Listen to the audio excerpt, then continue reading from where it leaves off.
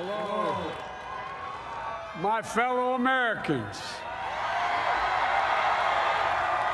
and the people who brought me to the dance, Delawareans. I see my buddy, Senator Tom Carper down there, and I think Senator Coons is there, and I think the governor's around. Is that Ruth Ann? And that former Governor Ruth Ann Minner. Most importantly, my sisters-in-law, my sister Valerie. Anyway. Folks, the people of this nation have spoken. They've delivered us a clear victory, a convincing victory, a victory for we the people. We've won with the most votes ever cast on a presidential ticket in the history of the nation. 74 million.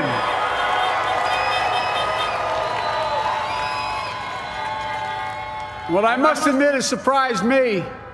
Tonight, we're seeing all over this nation, all cities and all parts of the country, indeed across the world, an outpouring of joy, of hope, renewed faith in tomorrow, bring a better day.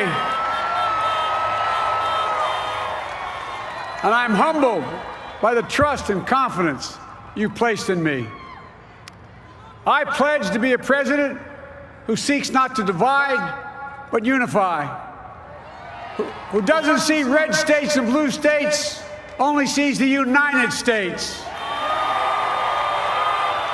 and work with all my heart, with the confidence of the whole people, to win the confidence of all of you.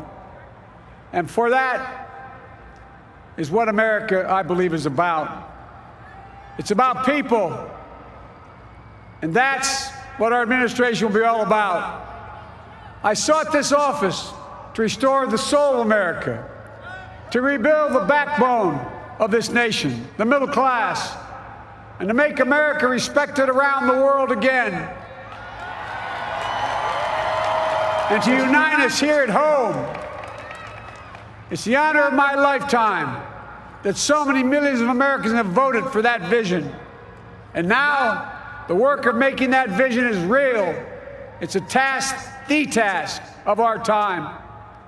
Folks, as I said many times before, I'm Jill's husband. And I would not be here without her love and tireless support of Jill and my son Hunter and Ashley, my daughter, and all our grandchildren and their spouses and all our family. They're my heart. Jill's a mom, a military mom, an educator. And she has dedicated her life to education. But teaching isn't just what she does, it's who she is. For American educators, this is a great day for y'all. You're going to have one of your own in the White House. And Jill's going to make a great First Lady. I'm so proud of her. And I'll have the honor of serving with the fantastic Vice President who you just heard from, Kamala Harris, who makes history as the first woman, first black woman, the first woman from South Asian descent, the first daughter of an immigrant ever elected in this country. Don't tell me it's not possible in the United States. It's long overdue. And we're reminded tonight of those who fought so hard for so many years to make this happen. But once again, America's bent the arc of the moral universe more toward justice. Kamala, Doug, like it or not, your family, you become an honorary Biden, there's no way out. All those of you who volunteered and worked the polls in the middle of this pandemic, local elected officials, you deserve a special thanks from the entire nation. And to my campaign team and all the volunteers, and all who gave so much of themselves to make this moment possible, I owe you. I owe you, I owe you everything. And all those who supported us I'm proud of the campaign we built and ran. I'm proud of the coalition we put together, the broadest and most diverse coalition in history. Democrats, Republicans, independents, progressives, moderates, conservatives, young, old, urban, suburban, rural, gay, straight, transgender, white, Latino, Asian, Native American. I mean it, especially for those moments, and especially for those moments when this campaign was at its lowest ebb. The African American community stood up again for me. You've always had my back, and I'll have yours. I said at the outset, I wanted to represent this campaign to represent and look like America. We've done that. Now that's what I want the administration to look like and act like. For all those of you who voted for President Trump, I understand the disappointment tonight. I've lost a couple times myself, but now let's give each other a chance. It's time to put away the harsh rhetoric, lower the temperature, see each other again, listen to each other again. And to make progress, we have to stop treating our opponents as our enemies. They are not our enemies. They are Americans. They are Americans. The Bible tells us, to everything there is a season, a time to build, a time to reap, and a time to sow, and a time to heal. This is the time to heal in America.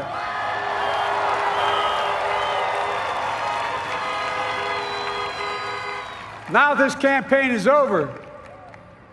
What is the will of the people? What is our mandate? I believe it's this. Americans have called upon us to marshal the forces of decency, the forces of fairness, to marshal the forces of science, of hope, in the great battles of our time. The battle to control the virus, the battle to build prosperity, the battle to secure your family's health care, the battle to achieve racial justice and root out systemic racism in this country.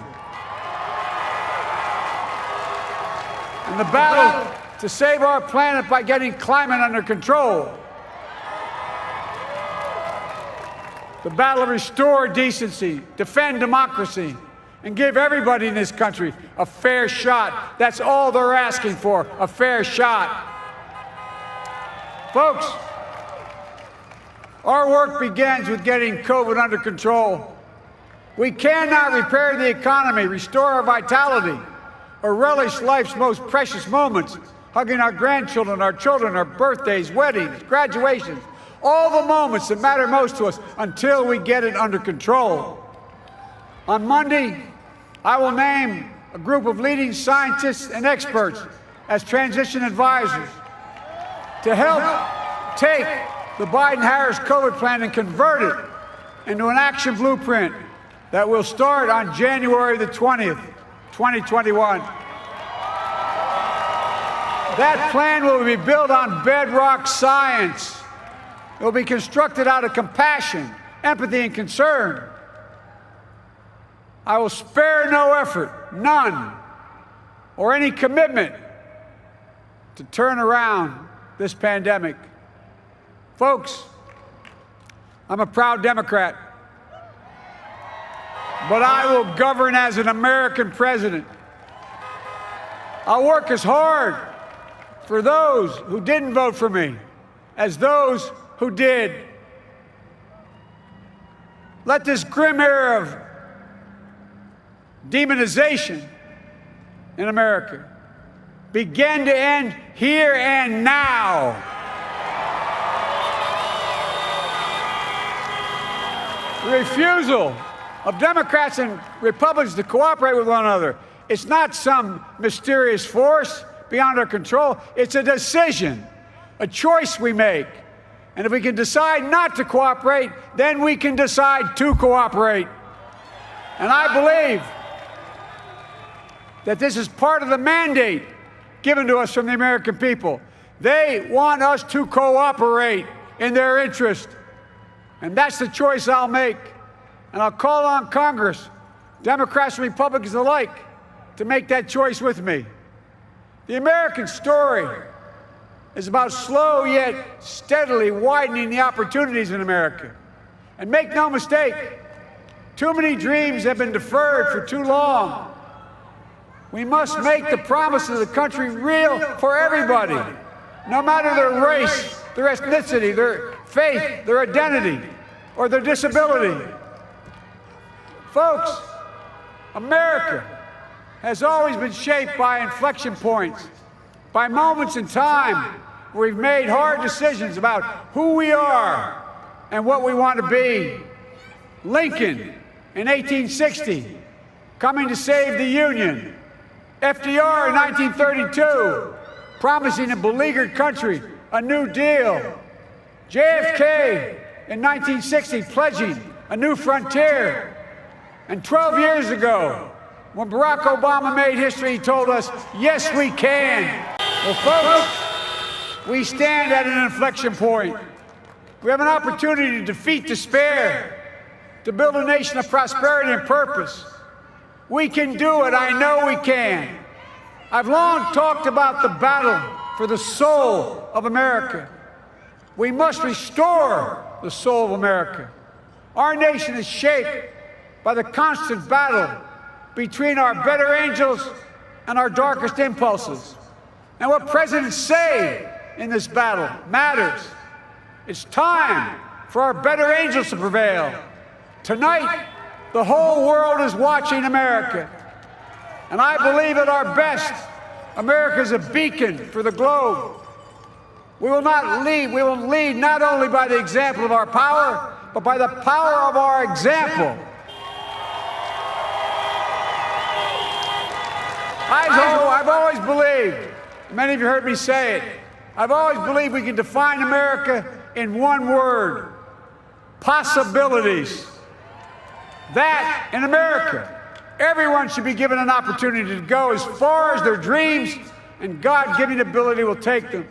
You see, I believe in the possibilities of this country. We're always looking ahead to an America that's freer and more just, ahead to an America that creates jobs with dignity and respect, ahead of America that cures diseases like cancer and Alzheimer's, ahead to an America that never leaves anyone behind, ahead of America that never gives up, never gives in.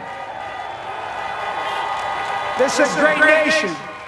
It's always been a bad bet to bet against America. We're good people.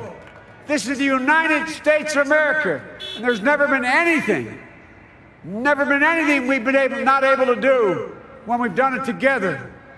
Folks, in the last days of the campaign, I began thinking about a hymn that means a lot to me and my family, particularly my deceased son, Bo. It captures the faith that sustains me and which I believe sustains America. And I hope it can provide some comfort and solace to 230,000 Americans who've lost a loved one to this terrible virus this year. My heart goes out to each and every one of you. Hopefully this hymn gives you solace as well. And it goes like this: and he will raise you up on eagle's wings, bear you on the breath of dawn, and make you to shine like the sun, and hold you in the palm of his hand. And now together, on eagle's wings, we embark on the work that God and history have called upon us to do, with full hearts and steady hands, with faith in America and in each other, with love of country, a thirst for justice. Let us be the nation that we know we can be, a nation united, a nation strengthened, a nation healed. The United States of America, ladies and gentlemen, there's never been anything we've tried we've not been able to do. So remember, as our grandpapa used to say when I walked out of his home when I was a kid up in Scranton, he said, "Joey, keep the faith." And our grandmother, when she was alive, she yelled, "No, Joey, spread it. Spread the faith. God love you all. May God bless America, and may God protect our troops." Thank you, thank you, thank you.